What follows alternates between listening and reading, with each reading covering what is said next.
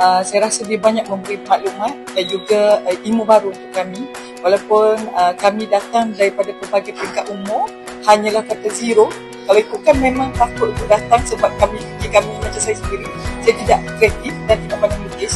Tapi bila hadir ke program ini, dia memberi minat cara belajar yang mudah untuk melukis. Ya, saya memang akan syorkan program ini. Terutama sekali saya akan aplikasikan program ini pada keluarga saya dahulu.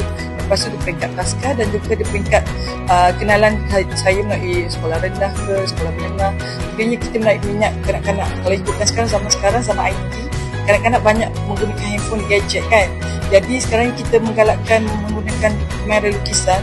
Dia merangsang minda kreativiti. Selain pada itu, motor halus kanak-kanak ni dia boleh melatih keyakinan diri. Okey, bagi pendapat saya lah, program ni memang sangat bermanfaat untuk cikgu-cikgu yang mengajar anak pun boleh daripada seawal usia kan. Memang menarik lah, benda-benda ni pun memang menarik untuk anak-anak mencubalah.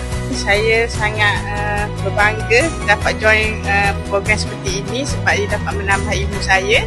Saya sebagai pendidik, saya boleh mengajar anak-anak 3-4 tahun yang boleh melukis, boleh berimajinasi, boleh aktiviti tambahan untuk menarik minat mereka lah.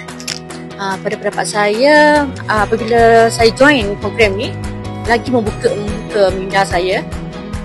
Sangat-sangat baguslah.